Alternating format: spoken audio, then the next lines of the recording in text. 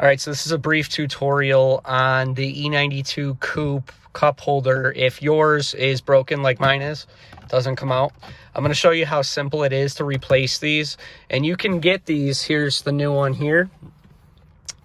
You can get this for, I think I paid like $35 for it or something like that. So it's very simple. All you're going to do, I have this little pry tool here, and you're just simply going to pry up on the edges of the little bezel here, and as you can see, it'll start to come up just like that, and then just work it out a little bit at a time.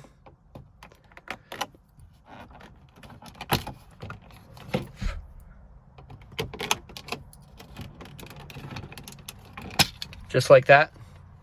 Now you could see these are held in with screws.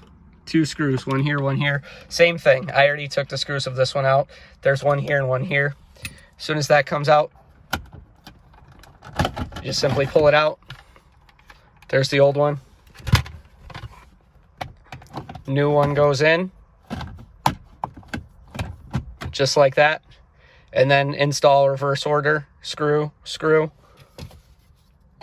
Bezel clips back in. So figured I would share that with you guys. Super simple to do. Don't pay mechanics to do this, just do it yourself.